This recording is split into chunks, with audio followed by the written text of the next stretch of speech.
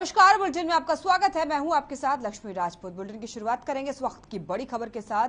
आपको इस वक्त की बड़ी खबर बता देते हैं। आज फिर से पेट्रोल और डीजल के दामों में बढ़ोतरी हुई है। पेट्रोल डीजल के दामों में 80 पैसों का इजाफा हुआ है। दिल्ली में 105 रुपए 41 पैसे प्रति लीटर हुआ पेट्रोल, तो वहीं दिल्ली में अगर डीजल की बात की जाए तो 96 रुपए 67 पैसे प्रति लीटर डीजल। वहीं सीएनजी की कीमतों में भी उछाल आया है। सीएनजी के दाम 2.5 रुपए बढ़ा दिए गए हैं। दिल्ली में 66 रुपए 61 पैसे प्रति किलो हुई सीएनजी। आज फिर से पेट्रोल और डीजल के दामों में बढ़ोतरी हुई है। पेट्रोल डीजल के दामों में 80 पैसों की बढ़ोतरी की गई है। वहीं दिल्ली में 105 रुपए 41 पैसे प्रति लीटर हुआ पेट्रोल, तो वहीं अगर बात की जाए डीजल की तो दिल्ली में 96 रुपए 67 पैसे प्रति लीटर पहुंचा डीजल। वहीं सीएनजी की कीमतों में भी उछाल आया है। सीएनजी के दाम 2.5 रुपए बढ़ा दिए गए हैं। दिल्ली में 66 रुपए 61 पैसे प्रति किलो हुई सीएनजी। लगातार पेट्रोल और डीजल के दामों में बढ़ोतरी हो रही है और इस बढ़ती हुई महंगाई से आम जनता काफी ज्यादा परेशान है।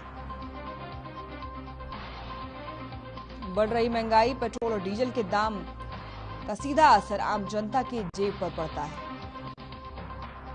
आम जनता पे महंगाई की मार है। फिर से आज पेट्रोल और डीजल के दाम बढ़ा दिए गए हैं। पेट्रोल और डीजल के दामों में 80 पैसों की बढ़ोतरी हो गई है। दिल्ली में 105 रुपए 41 पैसे प्रति लीटर हुआ पेट्रोल, तो वहीं डीजल की बात की जाए तो डीजल भी दिल्ली में 96 रुपए 67 पैसे प्रति लीटर पहुंच गया है।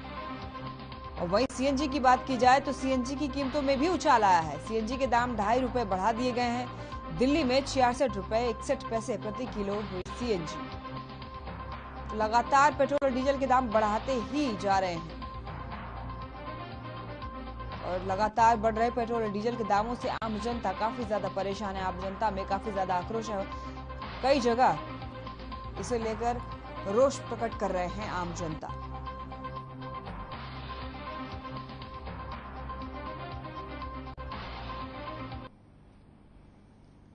सिरसा में पेट्रोल डीजल का रेट पूरे प्रदेश के मुकाबले सबसे ज्यादा है। आपको बता दें कि जिसका सीधा असर न केवल सिर्फ आम आदमी पर पड़ रहा है, बल्कि पेट्रोल पंप के संचालक भी और पेट्रोल पंप के मालिक भी इससे अछूते नहीं है। पेट्रोल संचालकों के मुताबिक पंजाब में वैट सिस्टम कम होने से हरियाणा की बजाय 5 रुपए प्रति लीटर पेट्रोल सस्ता है, और जिस वजह से लोग पंजाब से अपनी वाहनों में पेट्रोल और डीजल भरवा रहे हैं।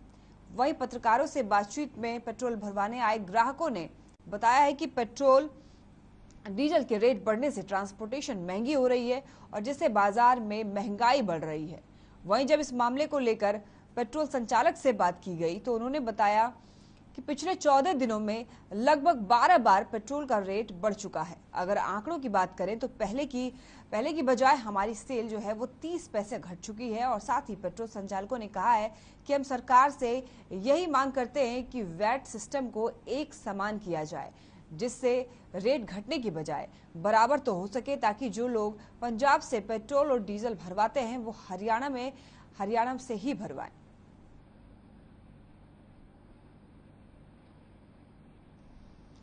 सिरसा में पेट्रोल और डीजल का रेट पूरे प्रदेश के मुकाबले सबसे ज्यादा है, जिसका सीधा असर न केवल सिर्फ आम आदमी पर पड़ रहा है, बल्कि पेट्रोल पंप के मालिक भी इससे अछूते नहीं है।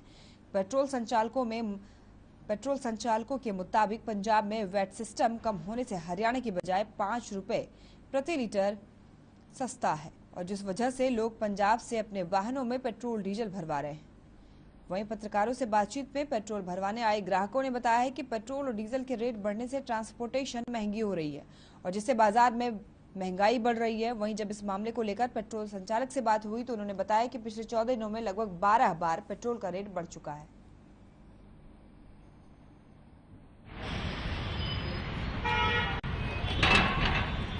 सब कुछ ही महंगा होता जा रहा है। इससे हम पे इम्पैक्ट पड़ रहा है इतना कि कैसे खर्चे पूरे करेंगे और कैसे चलाएं, क्योंकि ये तो जरूरी है, नीड भी है, बट इतनी कैसे नेसेसिटीज़ को हमारी सस्ता करना चाहिए, महंगा ये भी नहीं समझ आ रहा। हम पे तो बहुत इम्पैक्ट पड़ रहा है, कैसे चलाएं, बहुत सर्वाइव करना मुश्किल हो रखा है। ऐसे डेली 80 पैसे बढ़ेंगे तो कैसे चलेगा काम, ये भी नहीं समझ आ रहा। ये 5 साल पहले दूध का रेट 50 रुपये था और तेल का रेट 50 रुपये था। अब तेल का रेट 107 रुपये हो चुका है और दूध का रेट वही 55 रुपये है। यही मांग है कि मेरी दूध का रेट बढ़े और जहाँ पेट्रोल का रेट भी कम हो। महंगाई इतनी ज़्यादा हो रखी है, प्रॉफिट वाला काम नहीं रहा है। सर बहुत ज़्यादा असर पड़ रहा है। अब ये बताइए सर, मेरी 15,000 रुपये की नौकरी है, मैं उसमें क्या क्या करूँगा? ये बताइए ना मुझे। क्या पेट्रोल डीजल से जो रेट बढ़ रहे हैं? पेट्रोल डीजल है, सबसे कारण महंगाई बढ़ रही है, सबसे बड़ी चीज ये है। अब तेल था, पहले सरसों का तेल था, वो 80 रुपये था, अब कितना हो रहा है? 120 प्लस हो रहा है, वो 140 के आसपास चला गया मेरे ख्याल से। सिर्फ 60 रुपये बढ़ना मायने रखता है एक आम आदमी के लिए। 14 दिनों में 12 बार बढ़ चुके हैं और लगभग ये 8.5 रुपये के लगभग बढ़ चुके हैं। और कल रेट था, कल और आज में 80 पैसे का डिफरेंस हो गया है। कल रेट था अपना 105 रुपये 34 पैसे, आज 106 रुपये 14 पैसे पेट्रोल का। और डीजल था 96 रुपये कुछ पैसे था, आज 97 रुपये 34 पैसे। 14 दिनों में 12 बार बढ़ चुके हैं और लगभग ये 8.5 रुपये के लगभग बढ़ चुके हैं। और कल रेट था, कल और आज में 80 पैसे का डिफरेंस हो गया है। कल रेट था अपना 105 रुपये 34 पैसे, आज 106 रुपये 14 पैसे पेट्रोल का। और डीजल था 96 रुपये कुछ पैसे था, आज 97 रुपये 34 पैसे।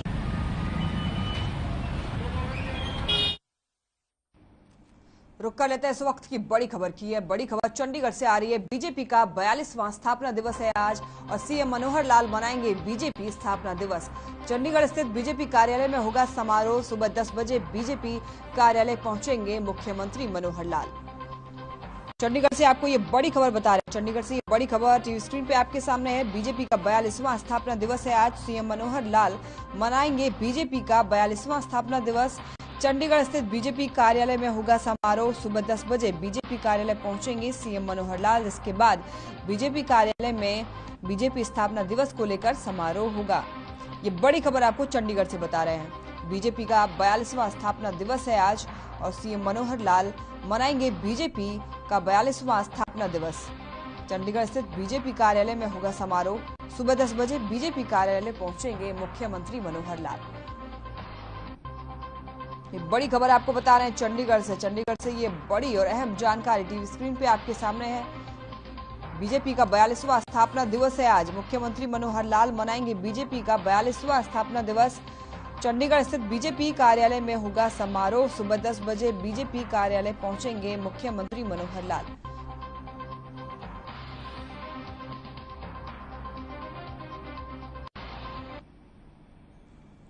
चंडीगढ़ में मनोहर कैबिनेट की बैठक हुई और बैठक के बाद मुख्यमंत्री मनोहर लाल ने प्रेस कॉन्फ्रेंस करते हुए कहा है कि 40 के करीब एजेंडा रखे गए हैं, जिनमें से 4 पर कमेटी बनाई गई है। वहीं ग्रामीण इलाके के चौकीदार अब गृह के बजाय पंचायत विभाग के अंतर्गत होंगे और साथ ही पुलिस विभाग में उत्तम सेवा करने वाले कर्मियों के लिए 3 नए मेडल भी घोषित किए गए हैं। चंडीगढ़ में मनोहर कैबिनेट की बैठक हुई और बैठक के बाद मुख्यमंत्री मनोहर लाल ने प्रेस कॉन्फ्रेंस करते हुए कहा है कि 40 के करीब एजेंडे रखे गए हैं और जिनमें से 4 पर कमेटी बनाई गई। वहीं ग्रामीण इलाकों के चौकीदार अब गृह की बजाय पंचायत विभाग के अंतर्गत होंगे और साथ ही पुलिस विभाग में उत्तम सेवा करने वाले पुलिसकर्मियों के लिए 3 नए मेडल भी घोषित किए गए हैं।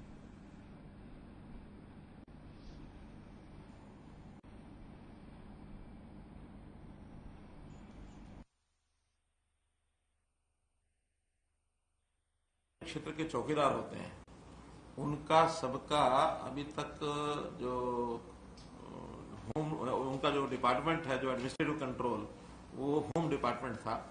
अब उनको पंचायती राज एक्ट के अंतर्गत कर दिया गया है, क्योंकि पंचायतें ही हैं जिनसे सीधा उनका संबंध आता है, वही काम लेते हैं और उन्हीं के अकाउंट्स में से उनकी सैलरी जाती है। तो एडमिनिस्ट्रेटिव कंट्रोल भी अब वो जो है ग्रामीण विकास पंचायत डेवलपमेंट डिपार्टमेंट के पास भेज दिया है।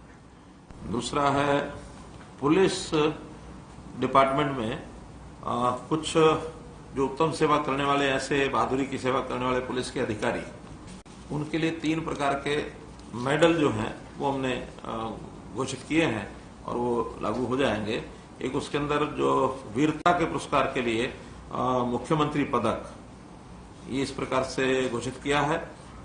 कुछ कैश राशि उनको मिलेगी और एक 6 महीने की उनको सर्विस में बढ़ोतरी मिलेगी रिटायरमेंट के बाद। फतेहाबाद में उपायुक्त प्रदीप कुमार ने बिहार में प्रदेश का नाम रोशन करने वाले खिलाड़ियों को बधाई दी और इस दौरान उनके साथ जिला शिक्षा अधिकारी दयानंद सिहाग और कोच अनिल कुमार भी मौजूद रहे। आपको बता दें कि बिहार की राजधानी पटना में आयोजित हुई राष्ट्रीय कुश्ती प्रतियोगिता में फतेहाबाद के पहलवानों ने शानदार प्रदर्शन करते हुए 2 गोल्ड और 2 ब्रॉन्ज मेडल जीते हैं। वहीं कोच अनिल कुमार ने बताया कि ये प्रतियोगिता पटना के पाटलिपुत्र स्टेडियम में हुई थी, जिसमें अंडर 20 के 68 किलोग्राम भार वर्ग में आरजू और अंडर 15 के 41 किलोग्राम भार वर्ग में अंकित ने गोल्ड मेडल हासिल किया है और इसके अलावा अंडर 20 के 55 किलोग्राम भार वर्ग में जूली और अंडर 15 के 37 किलोग्राम भार वर्ग में राजबाला ने ब्रॉन्ज मेडल हासिल किया है।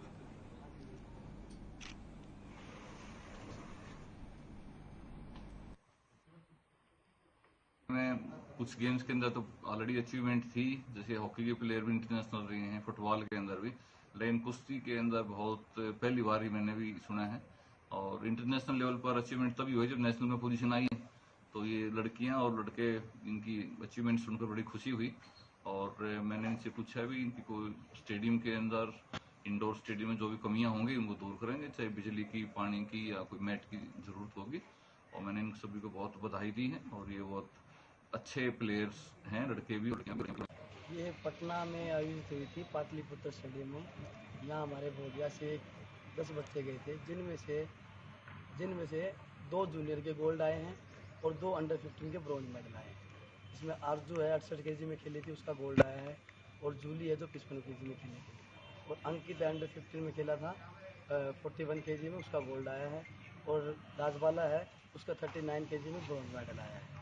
हाँ, मैं जब कुश्ती शुरू की, परिवार वालों भी, पापा तो मेरे साथ ही रहते हैं यहाँ पे प्रैक्टिस करवाने के लिए। मेरी जॉब को छोड़ के यहाँ पे मेरे सिर्फ कुश्ती के लिए यहाँ पे मेरे साथ रहते हैं, और कोच साहब और सभी ने साथ दिया मेरा, ताकि मैं आगे देश का नाम रोशन कर सकूँ।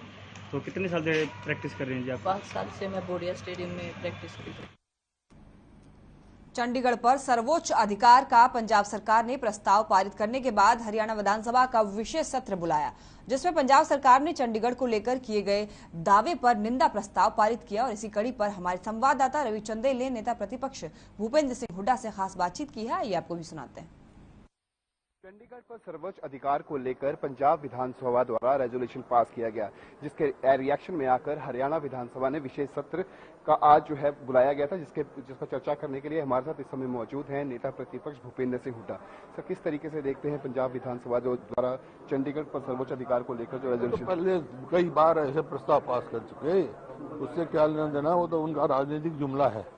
हरियाणा के 3 मुद्दे हैं, पानी है, हिंदी भाषी क्षेत्र है और राजधानी है। पानी का फैसला हो गया, सुप्रीम कोर्ट ने कर रखा है, अब तो इम्प्लीमेंटेशन करना है, SYL खुद नहीं है, हरियाणा को अपना हिस्सा लेंगे। तो इन मुद्दों के लिए जहाँ हरियाणा का हिस्सा है, दलगत राजनीति से ऊपर उठकर तब एक होकर लड़ेंगे, हर कुर्बानी देने के लिए तैयार है। तो किस तरीके से देखते हैं, अगर हम बात करें कि मौजूदा समय के अंदर जिस तरीके से चुप्पी साधे बैठे हैं अरविंद केजरीवाल, क्या कहेंगे उसको? वो तो अभी सरकार बनी है, सब अपना अपना राजनीतिक काम करते हैं, हमारा तो हरियाणा के हित का मतलब है। कब तक जो है अंदाजा लगाया जा सकता है कि इसका समाधान जो है वो जल्द से जल्द निकलने की कोशिश हो? सुप्रीम कोर्ट का फैसला हुआ है, इम्प्लीमेंटेशन करना है, वो उसके लिए हम बात करेंगे। आज प्रस्ताव भी किया हमने, बात भी करेंगे। तो ये थे हमारे साथ नेता प्रतिपक्ष भूपेंद्र सिंह हुड्डा, जिनका साफ लफ्जों में कहना है कि हरियाणा के हितों के लिए सभी राजनीतिक दल एक स्वर में एक साथ खड़े होकर जो है वो इस रेजोल्यूशन का विरोध करेंगे। चंडीगढ़ से हर खबर हरियाणा के लिए रवि चंदेल के साथ कैमरा पर्सन किशन की रिपोर्ट। विधानसभा में सदन के अंदर सभी राजनीतिक दलों ने एक स्वर में हरियाणा के हितों के लिए आवाज उठाई और पंजाब विधानसभा ने चंडीगढ़ को लेकर जो रेजोल्यूशन पास किया है उस पर ऐतराज जताते हुए निंदा प्रस्ताव पारित किया। और इसी कड़ी में हमारे संवाददाता रवि चंदेल ने बीजेपी विधायक घनश्याम दास अरोड़ा से खास बातचीत की है, आइए भी आपको भी सुनाते हैं। पंजाब विधानसभा द्वारा सर्वोच्च अधिकार लाने के बाद अब हरियाणा में विशेष सत्र बुलाया गया। इसी पर चर्चा करने के लिए हमारे साथ इस समय मौजूद हैं बीजेपी विधायक घनश्याम दास अरोड़ा। सर, आज का सत्र रहा, निंदा प्रस्ताव पारित किया गया, क्या कहेंगे इस बारे? तो देखिए, जो पंजाब विधानसभा ने एक तरफा फैसला लिया है, हरियाणा विधानसभा ने सर्वसम्मति से उसकी निंदा की है। एक कानून के तहत एक जो अनेक कमीशन मुकर्रर हुए उनके तहत चंडीगढ़ पर पंजाब 60% और 40% हरियाणा ऐसा अधिकार बताया गया है और पंजाब एक तरफा कार्रवाई करते हुए हमें अपने अधिकारों से वंचित करने का प्रयास कर रहा है, जो हरियाणा के लोग और हरियाणा विधानसभा किसी भी कीमत पर सहन नहीं करेगी।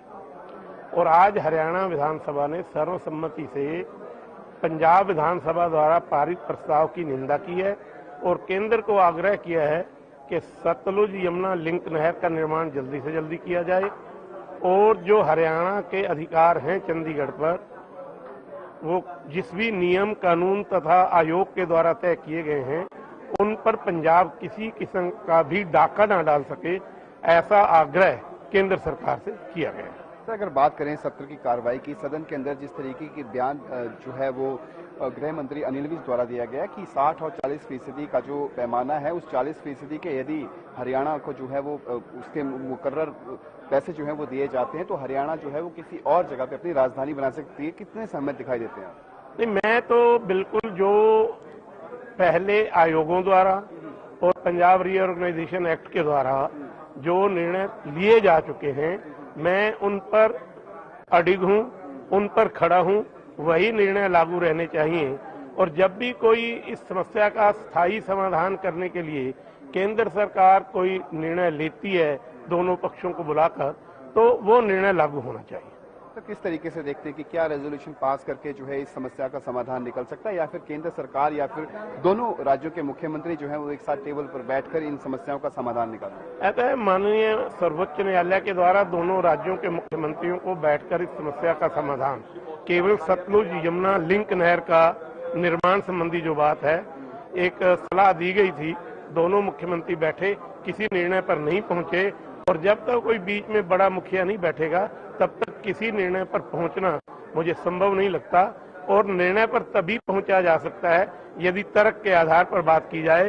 पंजाब के जितने भी एक्ट्स हैं वो किसी तर्क के आधार पर नहीं, वो एक सीनाजोरी के आधार पर मुझे लगते हैं। हरियाणा कभी भी इसको सहन नहीं करेगा। बहुत बहुत शुक्रिया। तो ये थे हमारे साथ बीजेपी के विधायक घनश्याम दास अरोड़ा, जिनका साफ लफ्जों में कहा कि सीना चोरी के आधार पर जिस तरीके से पंजाब जो है चंडीगढ़ को हथियाना चाहता है वैसा वो होने नहीं देंगे। और साथ ही उन्होंने कहा कि आज जो निंदा प्रस्ताव पारित किया गया है उसको लेकर खास तौर पर केंद्र सरकार जो है उसको ऊपर संज्ञान लेना चाहिए ताकि दोनों राज्यों का जो मसला है उसका जल्द से जल्द समाधान निकल सके। चंडीगढ़ से हर खबर हरियाणा के लिए रवि चंदेल के साथ कैमरा पर्सन किशन के। चंडीगढ़ पर सर्वोच्च अधिकार का पंजाब सरकार द्वारा प्रस्ताव पारित करने के बाद हरियाणा विधानसभा का विशेष सत्र बुलाया गया, जिसको लेकर हमारे संवाददाता रवि चंदेल ने कांग्रेस विधायक नीरज शर्मा से खास बातचीत की है। आइए आपको भी सुनाते हैं।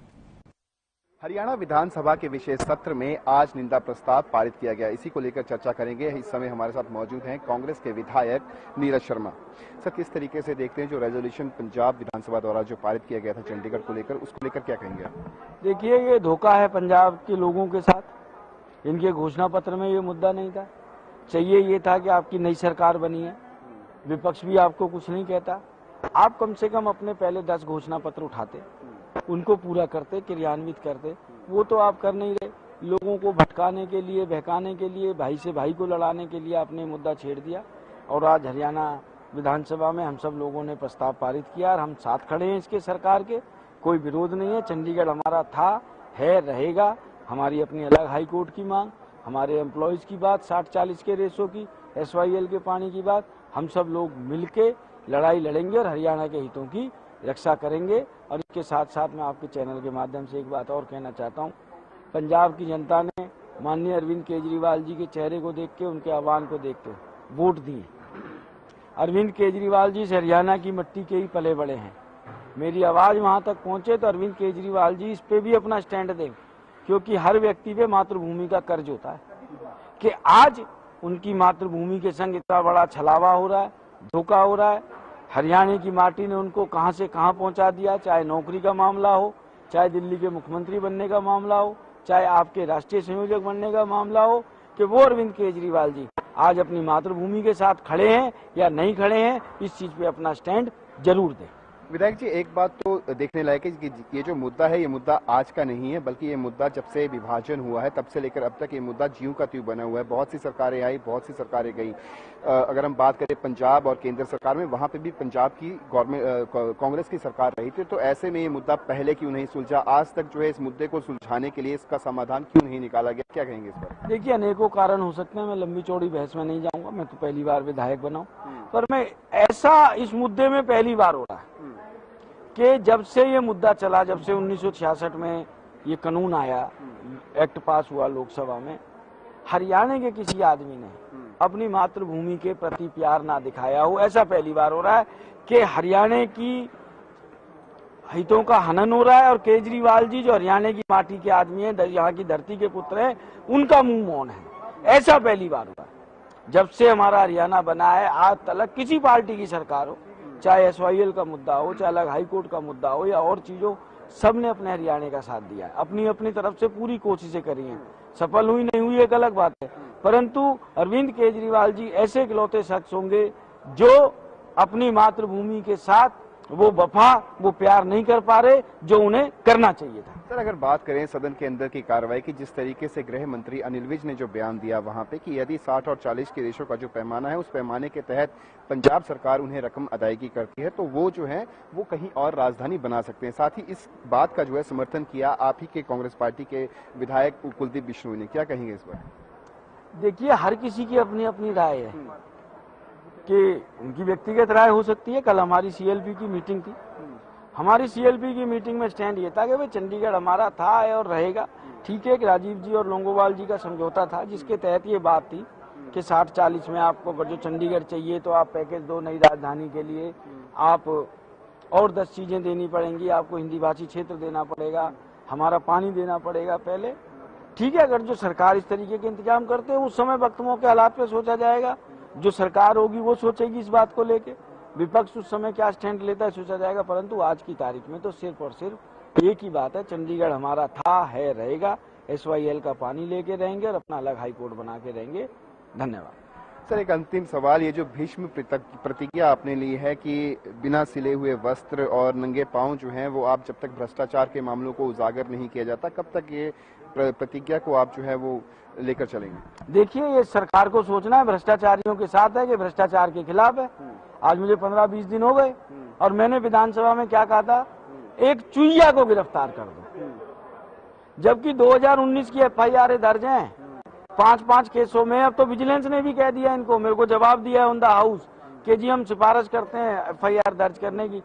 अच्छा, पहले मैं सोच रहा था कि सरकार कोई मुहूर्त निकालने के चक्कर में कि भ्रष्टाचारियों को अंदर देना है तो किसी शुभ मुहूर्त में देंगे। अब तो नवरात्रे चल रहे हैं, मैं तो भ्रष्टाचारियों को राक्षस मानता हूँ, दुष्ट मानता हूँ, और नवरात्रे से बढ़िया तो कोई दुष्टों के संहार का सीजन ही नहीं हो सकता, कोई डेट ही नहीं हो सकती।